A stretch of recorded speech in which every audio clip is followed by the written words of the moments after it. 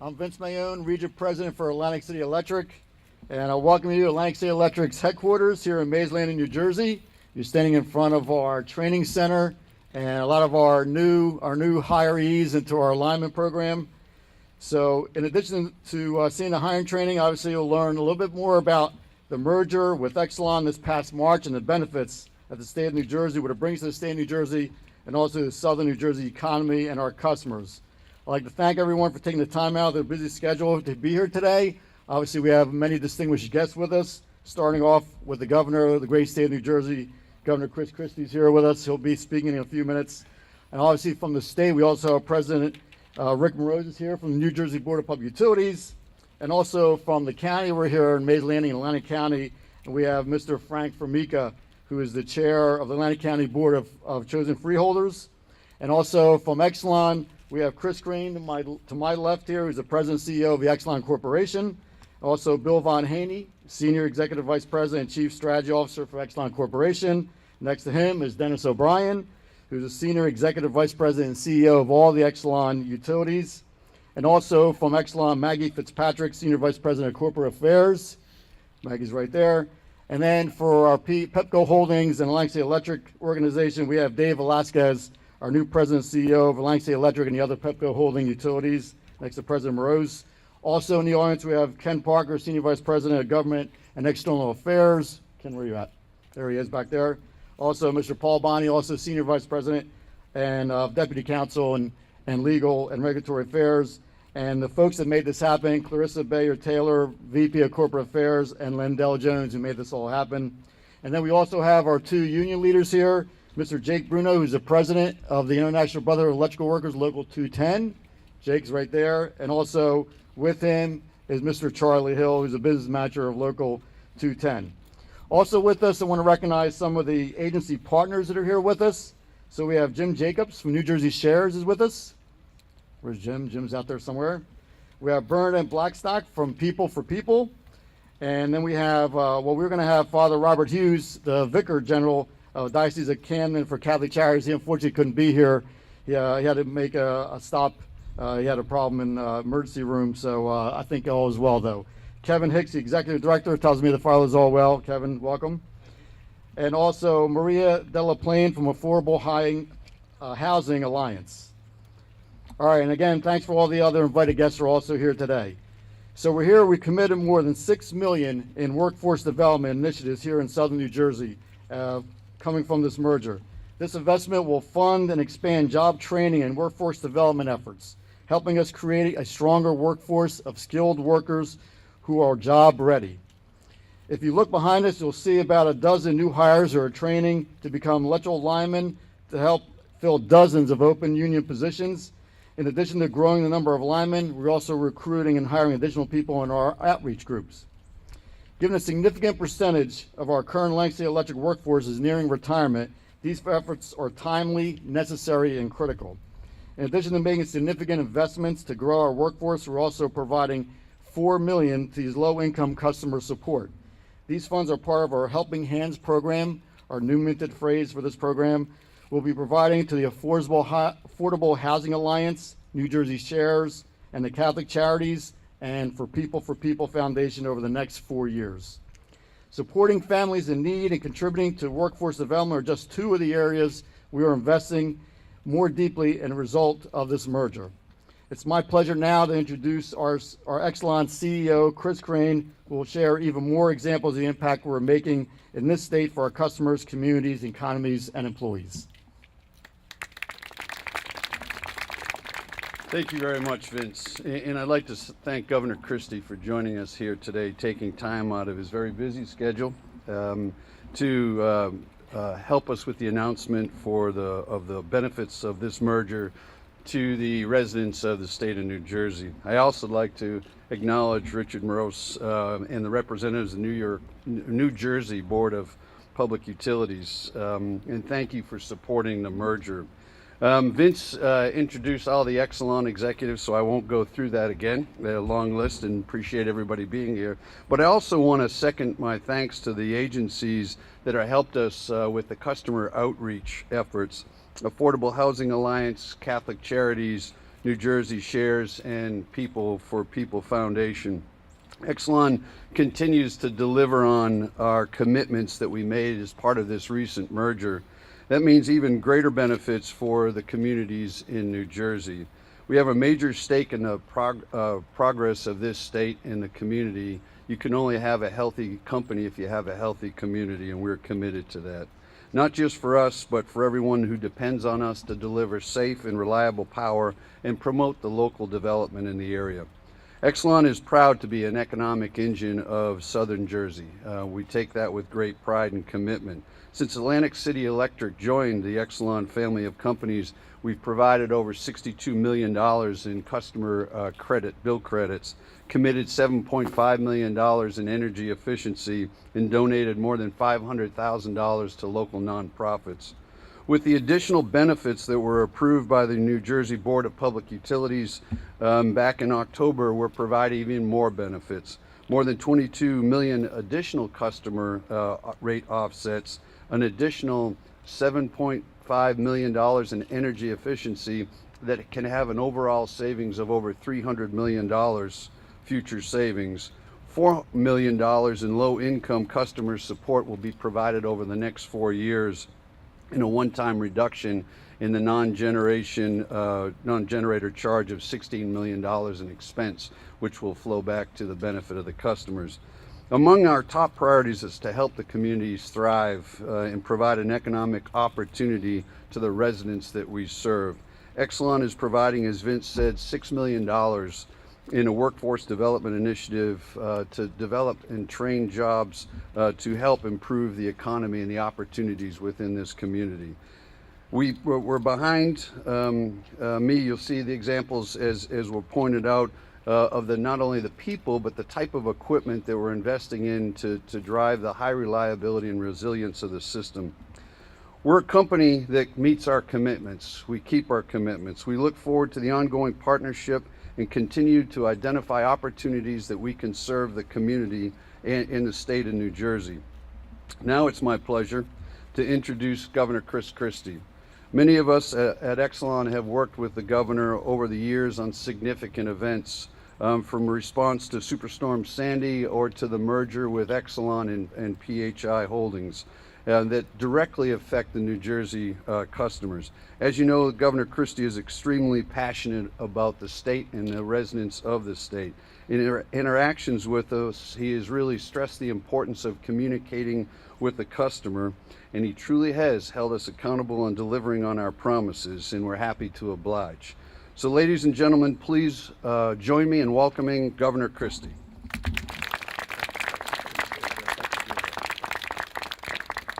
Good afternoon, everyone. Welcome. Chris, thank you for the kind words, and more importantly, thank you for the great service that you're providing to the people of the region. Very important to me as governor. Your commitment here is become even more clear in its necessity in the aftermath of Sandy. People tend to take a lot of these things for granted, and they should not. And we now know that our ability to communicate with each other and with our customers is paramount whenever there is a problem or a disturbance, and Atlantic City Electric has been doing a great job. You know, the merger here, approved by the BPU and President Moroz, leaves Atlantic City Electric customers, local communities, and the regional economy very big winners in this merger.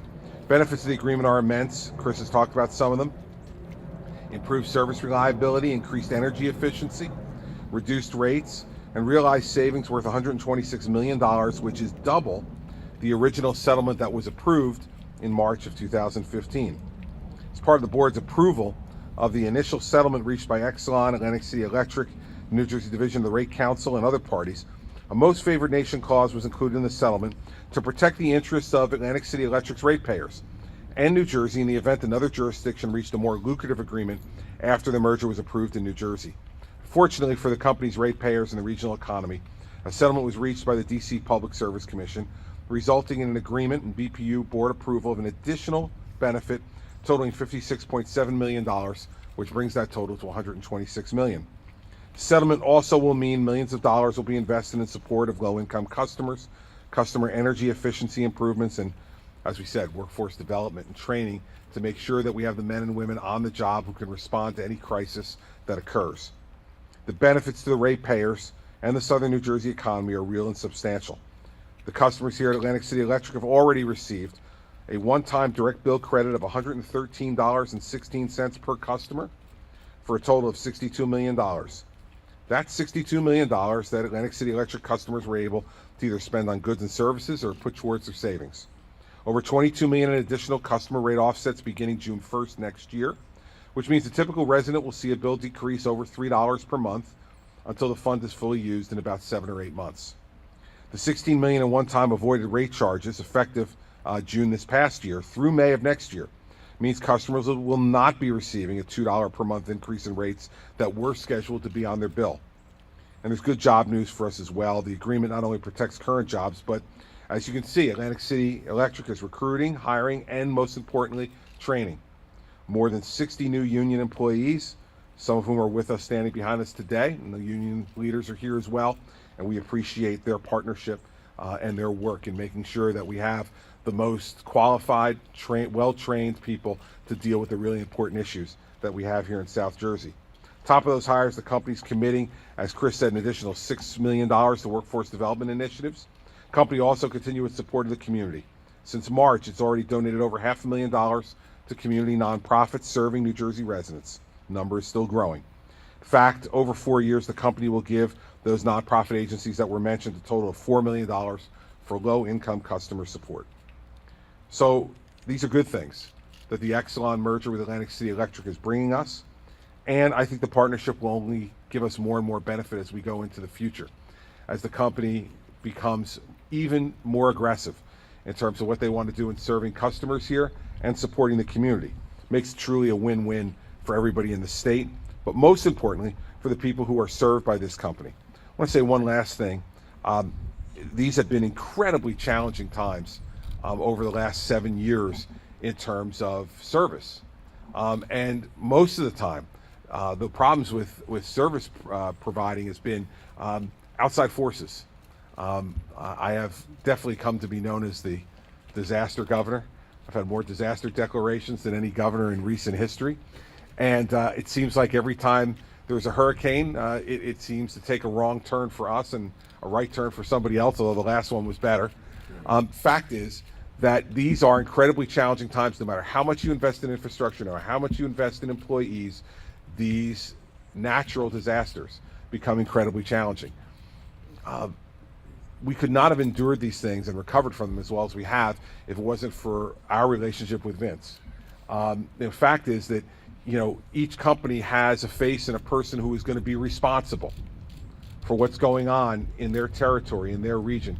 And every time there has been problems like that, Vince has been the guy that we've been able to turn to, who's been able to deal with those problems, give us answers in a timely way, improve problems that have been pointed out, but also build on the successes that his leadership has helped to bring to this company in this region. And so I didn't want to end my remarks without thanking him, not only for the hard work he's done, the professionalism that he's brought to his job every day, but also there has to be a personal relationship between the governor and these folks who are helping to lead the various utilities in the state, because many of these conversations we have to have are very direct, can't take a long period of time. We have to understand each other's shorthand, and we have to be able to trust each other and be able to act on each other's word. When you're governor, that's really a nervous thing to have to do when you're talking about the provision of, for instance, energy to millions of New Jerseyans, to be able to just take someone's word and hope for the best. Because if it goes south, I don't mean literally, but if it goes south, the problem is that there's a lot of blame to go around. When it goes well, that's what everybody expects. And so the trust that has existed and continues to exist between Vince and I is a key part of us being able to be effective in our jobs. Me in representing the people of the state and making sure that they're protected and served well, and Vince in making sure those same customers are served well, but also that the interests of the company and its shareholders are served as well. He's done a great job at that, and I want to thank him for it. So thank you to all of you for being here today. I appreciate it very much. This is one of the good news things you get to do as governor in the aftermath of a merger, and that's a good thing for us. But the BPU will continue to play the role it's supposed to play, which is to be vigilant to make sure that the people of the state of New Jersey are well served, and that the companies who come here are profitable, so they want to continue to grow and expand here and employ more people. We've shown you can do both at the same time, and we're going to continue to do that for every minute that we have in office. So thank you all for coming. I appreciate it.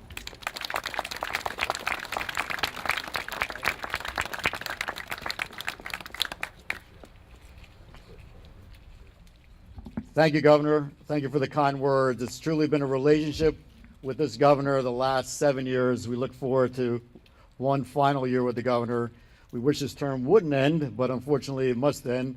But we definitely had a great opportunity to work together, and the governor's been truly a stand-up individual, working with us collaboratively on any issue that came up in the state and any issue that came up with South Jersey. So we appreciate the cooperation. Really appreciate his time.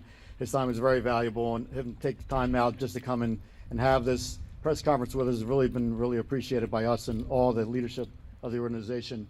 So, and thank you, Chris, for being here. I know he has a board meeting he's supposed to be attending, so he's got to be getting back to Baltimore for an Exelon board meeting. So very quickly before we end, I just want to talk a little bit about the gentlemen that are behind us. As everyone spoke about, we still plan on being very committed to our workforce through our IBW leadership, and the half dozen gentlemen behind us, they literally just started working for us about a couple weeks ago. So they are new helpers. We call them helpers. They go into a helper program, then they go right into an apprentice program as electrical linemen, and that's a 4-year journey for these gentlemen. So we wish them well, and the first thing they do is they learn, obviously they see them with all their safety equipment. That's the first task at hand, is to teach them what the expectations are as working safe in this could be very hazardous industry, and to be safe in what they do, watch out for themselves, watch out for their fellow workers, and look out for the general public. So once they get that down, then they go up, and all that equipment that they're supposed to be utilizing behind us is all the various equipment that we use in our industry, and they need to be intimately familiar with every piece of that equipment to understand where the hazards are, what the precautions are, how they get themselves doing the work with energized equipment and doing it safe each and every day of their career. These jobs are careers for these individuals. It's not a stepping stone to another job. They learn this trade, and they can carry this trade on anywhere in the world as an electrical lineman once they become full journeyman linemen after a 4-year program. So that basically concludes our presentation. Unless anyone has any questions, Cliff, are we taking any questions? So thank you all for being here. I really appreciate it. And everyone. Yes, Michael. Just give us a little background on this merger. And I heard March, but I heard March 2015. Was it in March 2015 and not 16? Okay, this is the nuance. It was approved, and we're very proud of this. New Jersey Board of Public Utilities approved the merger with Atlantic City Electric and Exelon. They were first to approve the merger in March of 2015. Then the merger was actually approved with the rest of the jurisdictions under the PHI family. The District of Columbia was the last to approve the merger in just March of 2016. So that was the official. Once we had the last jurisdiction approved, that's when the merger was officially final. Why have we not heard a whole lot about this merger? It seems to have flown under the radar a bit, maybe from a North Jersey perspective. Well, it's been very much the news in South Jersey and the rest of the Mid-Atlantic region. So we've definitely promoted. There's, as we all mentioned, the benefits, $126 million of benefits flowing back to our communities in South Jersey. It's a tremendous opportunity for all our customers.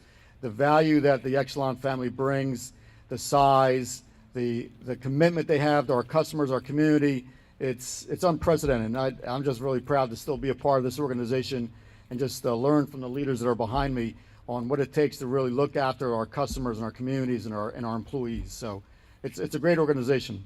And what we'll do is we can offer some media interviews with some of the executives at the end, but now we just want to thank you all again for coming. Thank you.